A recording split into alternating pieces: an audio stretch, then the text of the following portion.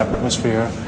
So this whole chamber is built in such a way that we can control ions inside it, and we will be able to reveal for the first time how important ions are in the production of forming new aerosols and in the end new clouds.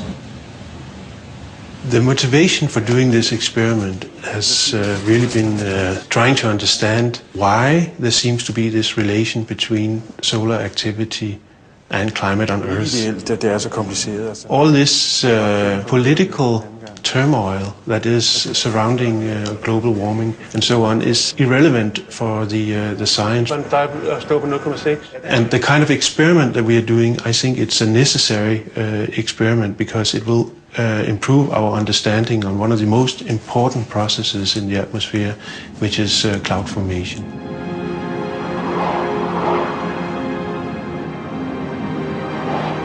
Originally, I got interested in the topic when a colleague of mine in Germany asked me what are the effects of supernovae on life on Earth. And I decided to give him a serious answer. What I did, I looked at the literature and eventually stumbled upon Henrik Svensmark results about cosmic rays and cloud cover.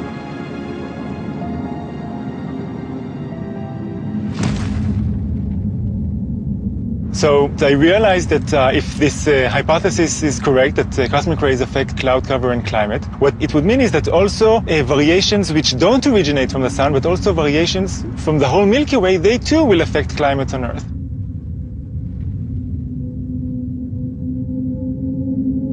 Ever since I was a kid, I was interested in astronomy. That's why I became an astronomer. I never realized as a kid, I always appreciated this Milky Way, the fact that you can go out in a dark night and see this beautiful galaxy that we're inside of. It is something that we actually live in, it's part of us and it's affecting us. It's affecting the climate here on Earth, and you must take it into account, into consideration if you want to understand past variations in the climate.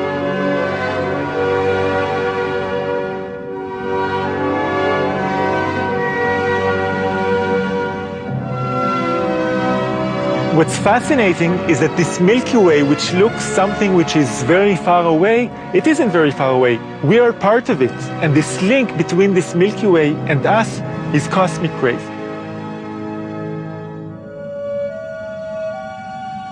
The solar system moves in and out of the spiral arms. And the spiral arms are the regions where you have the new stars. And the new stars is also, some of them, the heavy stars that live very shortly and explode in supernova.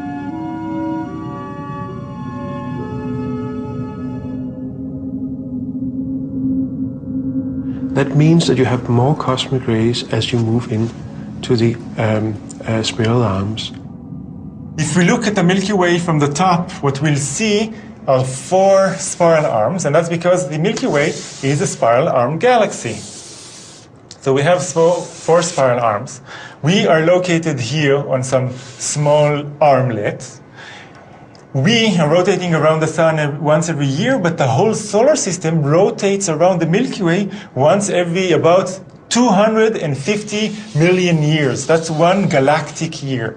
What this means is that every 150 million years, when we pass through a spiral arm of the galaxy, it's colder by something of order 5 degrees or 10 degrees. When we're outside of the spiral arm, it's hot.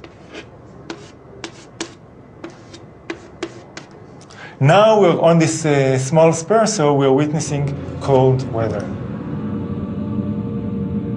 When we enter a spiral arm of the galaxy, we are going to witness more cosmic rays reaching the Earth, more atmospheric ionization, more cloud condensation nuclei, and therefore more low-altitude clouds, or to be more precise, whiter low-altitude clouds which better reflect the sunlight and cool the Earth.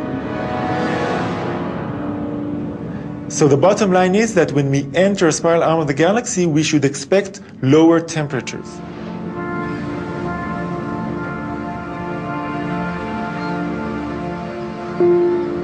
A 100 million years ago, these cliffs were part of the floor of a warm ocean.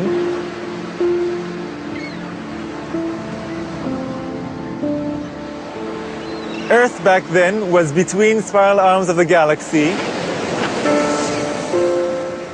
all over the Earth it was much warmer. We had dinosaurs sunbathing in Alaska or in Antarctica.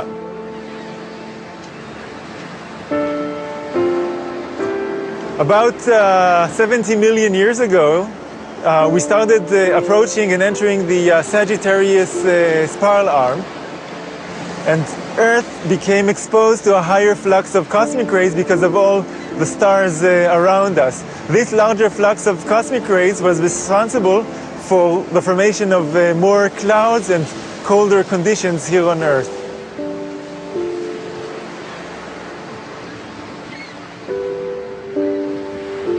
The ice sheets that later formed, they actually pushed all those cliffs out of the water like bulldozers, and they rippled the landscape. So what we see here in these cliffs is a good example for hot conditions on one hand when those cliffs were formed, and cold icehouse conditions which we have today, which are responsible for the uplifting and current conditions of these cliffs. It may sound strange to most people that we're talking about icehouse conditions today, but if you look on the long time scale, you find that during most of Earth's history, we didn't have any ice caps whatsoever. Today we have. 450 million years ago, we had very cold conditions here on Earth. However, we had more than 10 times as much CO2 in the atmosphere. So clearly CO2 is not a major climate driver, at least it wasn't a major climate driver then. When we talk about climate changes on these timescales, it is a kind of climate change that is much, much more dramatic than anything we have seen in our history. When we are in between spiral arms, it looks as if we are in a warm period called a hothouse, and most of the ice is simply melted. There's no ice at all. When we are in the spiral arms, half the area of the Earth is simply covered with ice. And the changes in climate, are much, much more dramatic than anything we have seen recently.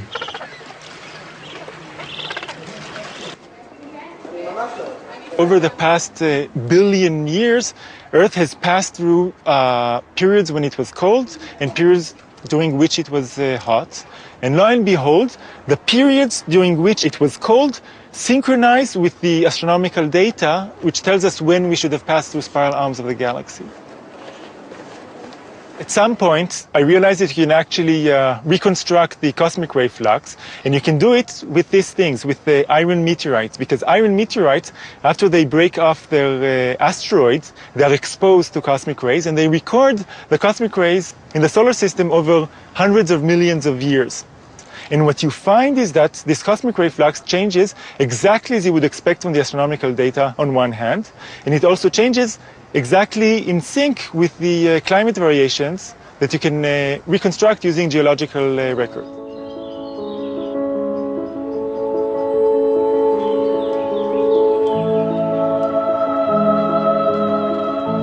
I've been working almost all my life on issues related to environment. And of course, one of the biggest problems and issues was what was the climate and how the temperature of the seawater changed. And we worked on the fossils like this, called brachiopods. These shells record the temperature of the past oceans. When they form, they reflect the temperature of the ocean water because they build in the atom of oxygen. Then you could measure this proportion of oxygen, and you could get a measure of the temperature of the past oceans, and that means of the temperature of the Earth and climate. So when we can measure this, we would get a record of ocean temperature for 500 million years. When I look at the data, I realized that actually there were some oscillations in the general trend of temperature, and that those oscillations fitted quite well with what we knew from geology, what kind of a climate was at that time. Working with the colleagues, we did an evaluation and statistical study of that, and we saw that there was some kind of a periodicity roughly of about 140 million years, switching back and forth between hothouse and icehouse.